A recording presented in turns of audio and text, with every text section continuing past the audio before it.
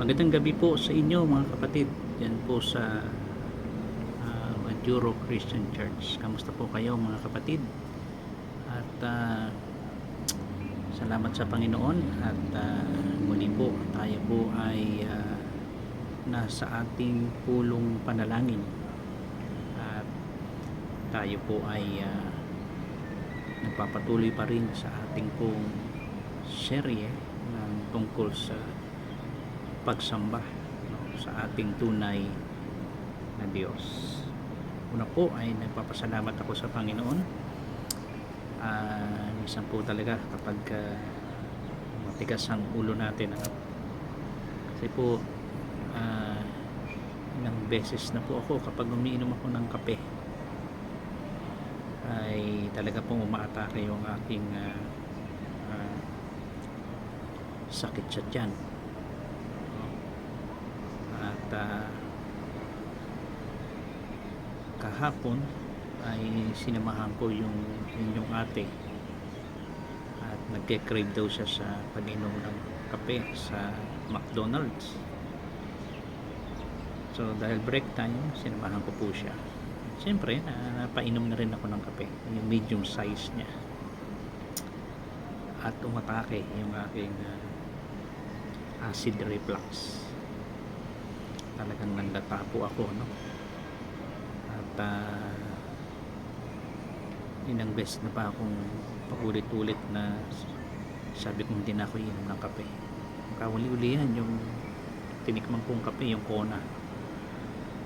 Malalapit lang po kasi rito yung mga coffee shop, at ganoon din ang nangyari sa akin. At buti na lang umiinom ako ng itong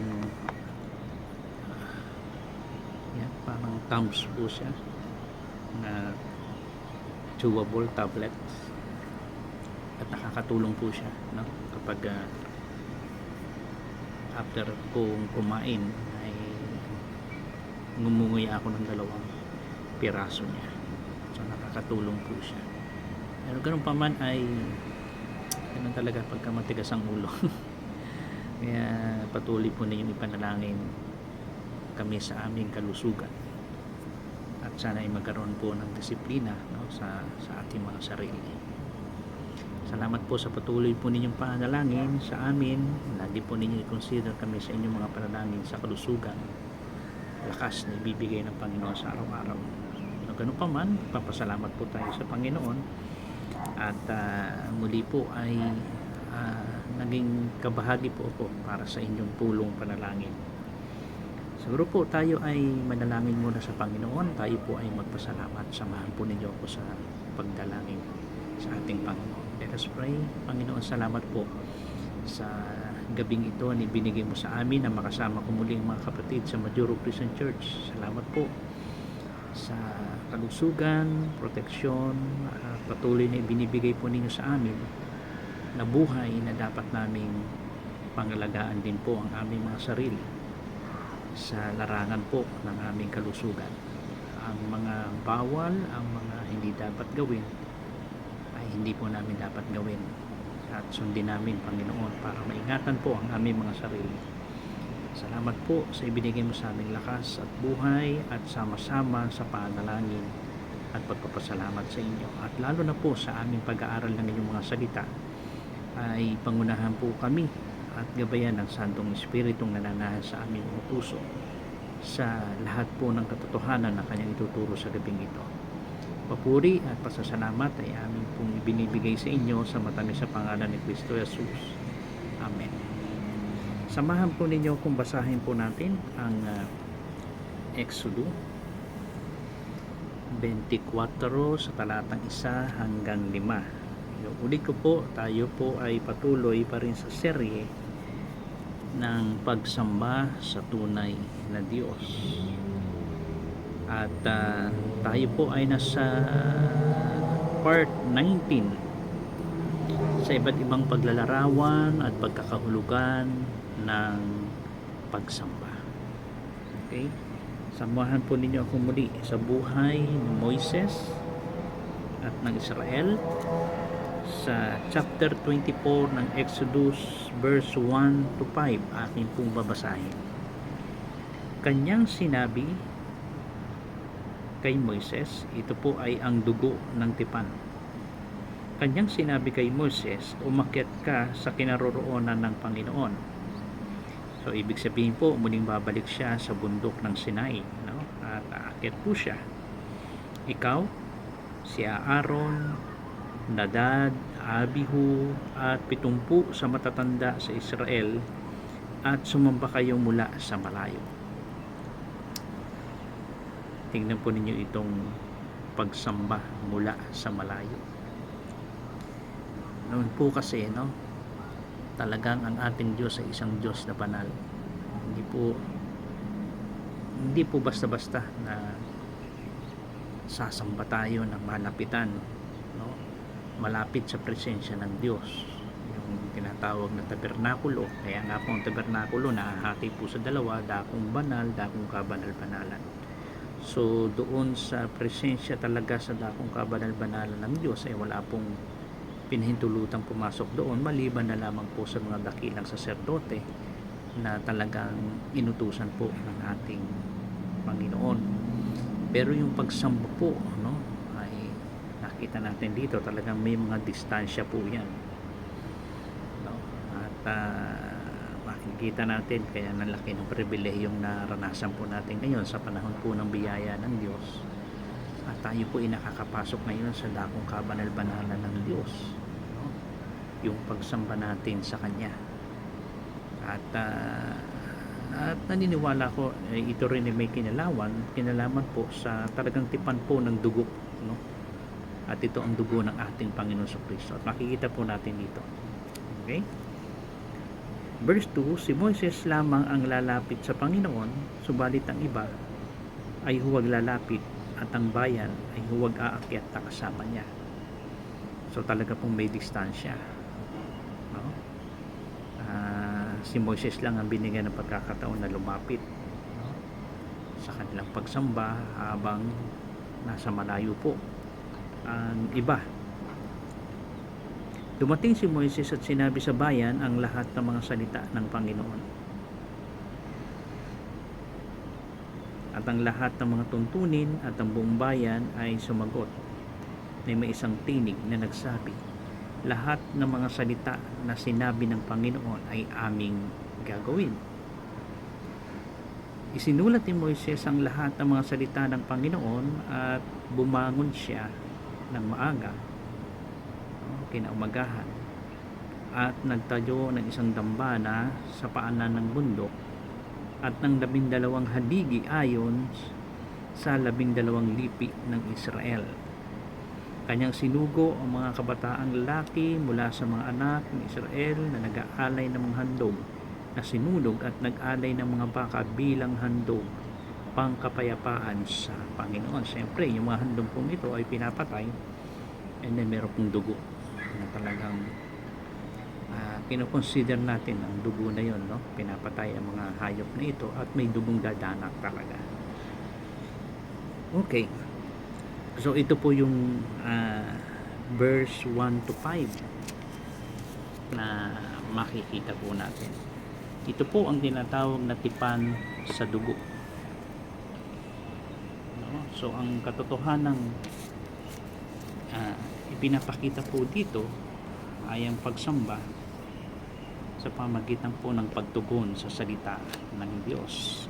Binasa ni Moises ang lahat ng sinabi ng Panginoon, kautusan, tuntunin sa harapan po ng Israel, sa lahat ng mga pinasasabi ng Panginoon sa kanila. At makikita natin dito ay meron silang pagtugon sa salita ng Diyos, no? Sa verse 3, no? At ang buong bayan ay sumagot na may isang tinig na nagsabi, lahat ng mga salita na sinabi ng Panginoon ay aming gagawin. Lahat, no, ng sinabi ng Panginoon ay aming gagawin. Makikita natin dito na ang pagsamba ay pagtugon sa mga salita o sinabi ng Diyos, no? ah, sa pamagitan ng pagsang-ayon sa paggawa po ng tipan. Hindi lamang ito pakikinig, kundi aktibong pagsang-ayon ng buong bayang Israel. Nasusunod sila sa lahat ng sinasabi ni Yahweh, no, na binigkas po ni Moises. Kadalasan sa ating pagsamba sa Panginoon ay siyempre nakakaugalian natin na meron tayong pinag-aaralang mga salita ng Diyos. At napakahalaga pala nun, ano? Yung tinatawag natin preaching service, sermon sa ating pagsamba sa Panginoon. At actually, hindi lamang sa panahon ng ating pagsamba, kundi kahit ngayon sa pulong panalangin natin ay nag-aaral din tayo ng salita ng Panginoon. At ituring natin ito ay talagang salita ng Diyos na ipinababatid niya sa atin o sinasabi niya sa atin sa pamagitan ng mga kanyang ginagamit na mga mensahero na nagtuturo sa atin. At pagkatapos sandaling banggitin ni Moises sa mga bagay na salita ng Diyos na pinasasabi sa kanya para sa bayan, napakaganda ng tugon ng bayang Israel, no, sa verse 3. At ang buong bayan ay sumagot na may isang tinig na nagsabi, lahat ng mga salita na sinabi ng Panginoon ay aming gagawin. Wow! Actually, yun po dapat natin talagang gawin, no? Sa lahat ng mga napapakinggan nating salita ng Diyos. Kung talagang siya'y ating sinasamba, siya'y ating sinusunod, ay isa sa pagpapakita ng ating tunay na pagsamba sa Kanya ay ang pagtugon din natin sa Kanyang salita, na ating tutup din o ating gagawin ang Kanyang sinasabi. Napakahalaga po noon, no? Yung kasi wala pong saysay gaano man karami ang pagtuturo, mensahe na napapakinggan natin, pero kung hindi natin ito tutugon ng pagtupad sa mga bagay na ito, ay baliwala po yun, no? Kaya napakahalaga po talaga na wag lamang tayo maging tagapakinig, kundi maging tagatupad ng salita ng Diyos. So, isa sa napakagandang pag-aaral natin ito, yung sa series natin, ano, sa salita ng Diyos. Mga ilang linggo na ating pinag-aaralan.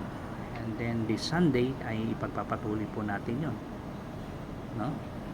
Ang salita ng Diyos. So, yung pagtugon natin, after mong makinig ng salita ng Panginoon, ano ang tugon mo sa salita ng Panginoon? Kasi meron siyang pinasasabi sa atin, meron siyang pinagagawa. Ang tanong ay, susundin ba natin ang lahat ng iyon? Susundin ba natin? Kaya po, ang salita ng Diyos, ito ang pinakamataas na authority natin sa ating pagdilingkod o sa ating gawain ng Panginoon dyan sa Majuro Christian Church, na lagi natin sinasabi, ang salita ng Diyos ang number one na merong authority sa atin. Kung sinabi niya, inutos niya sa atin, at kailangan natin tumugon, ang tanong, ano ang tugon natin? Di ba? Sa kanyang sinabi, sa kanyang pinasasabi, sa kanyang itinuro sa atin. Napakahalaga po noon.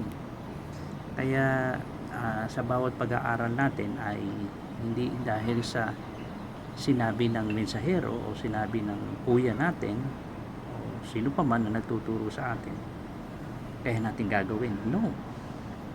Dahil nakita natin na ito ay malinaw, nakita natin na ito ay mahalaga, nakita natin na ito inuutos sa atin. So, ano ang dapat natin tugon? Gaya ng Israel, no?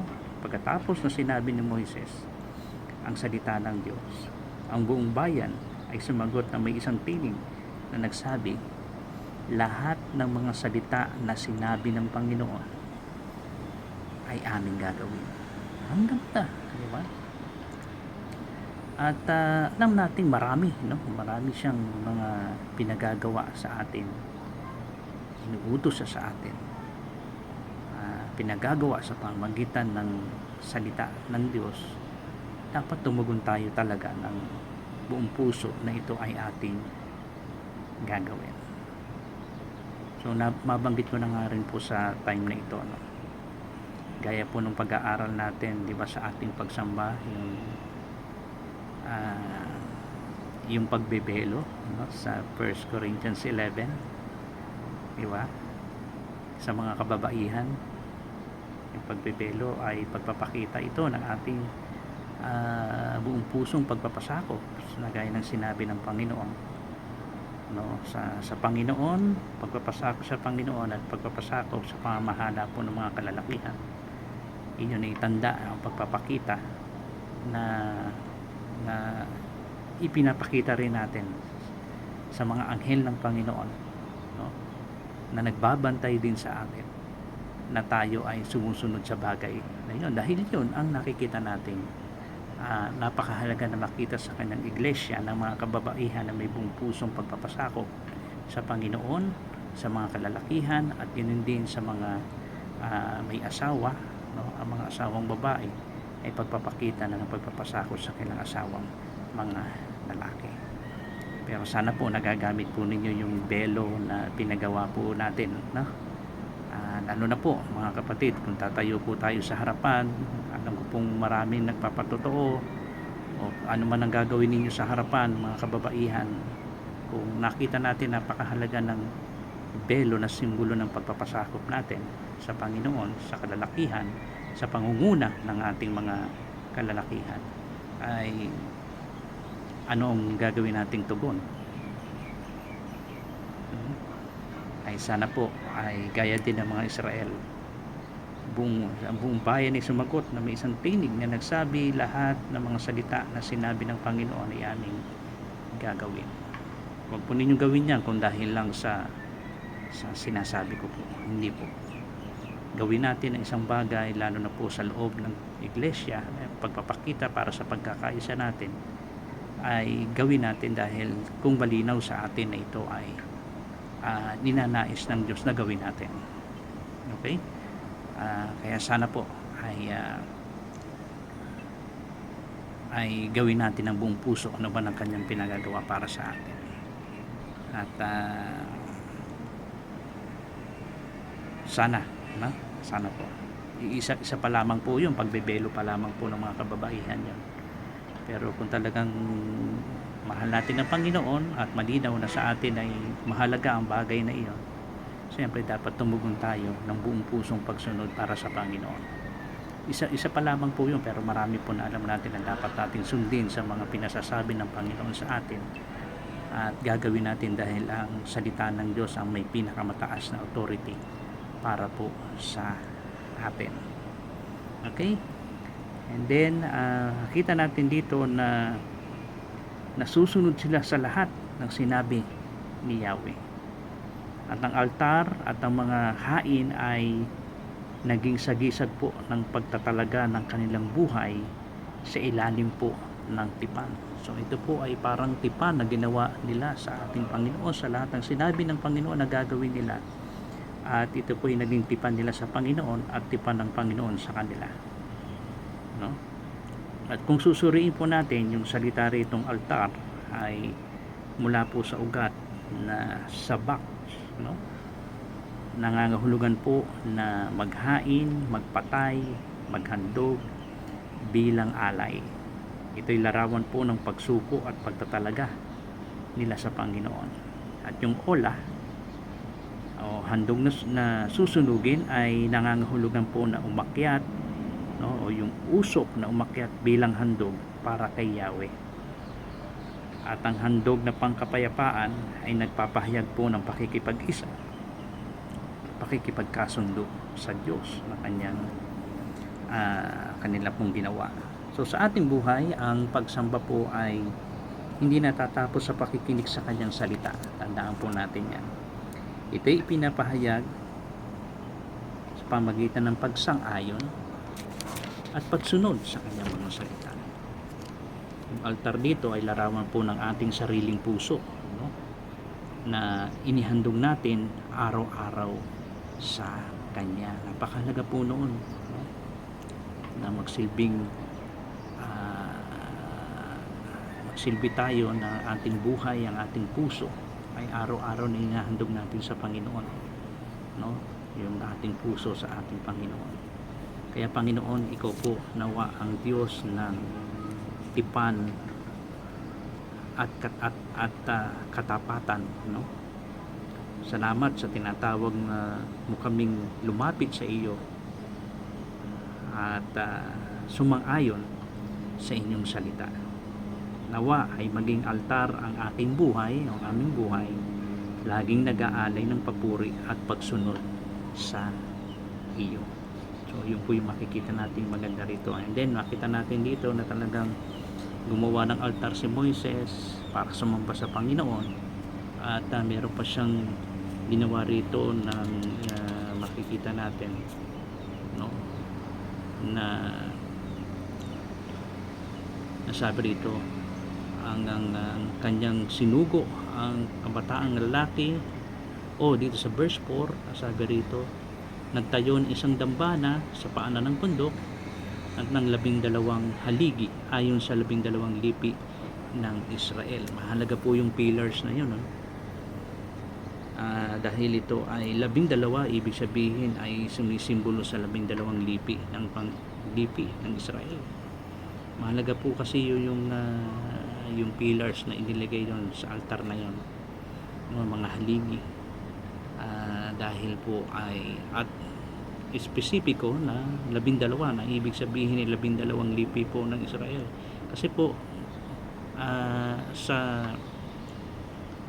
kapanahunan nila, no, na gumagawa po ng iba't ibang mga Diyos, ay palatandaan din po yung pillars, no, sa kanilang Diyos, mga idols po nila.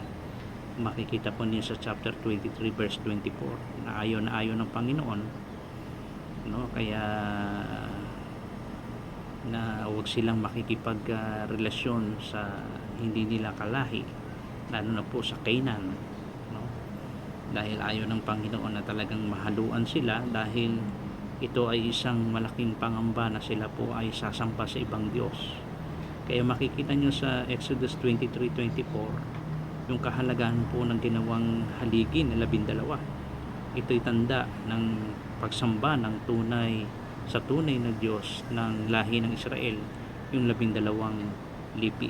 Ang sabi ng 23:24, ito ang sabi, huwag kang yuyukod sa kanilang mga Diyos o maglilingkod man sa mga iyon o gagawa man ang ayon sa kanilang mga gawa, kundi iyong wawasakin at iyong dudurugin ang kanilang mga haligi. Kasi po may mga pillars din po, yung mga idols nila na ginagawa nilang mga Diyos, no? Kapag merong pillars, ibig sabihin mayroon at nandoon yung kanilang idols. So kaya napakahalaga ng isang espesipiko na ang Israel ay sumasamba sa tunay na Diyos, ay gumawa pa si Moises ng pillars din ng haligi.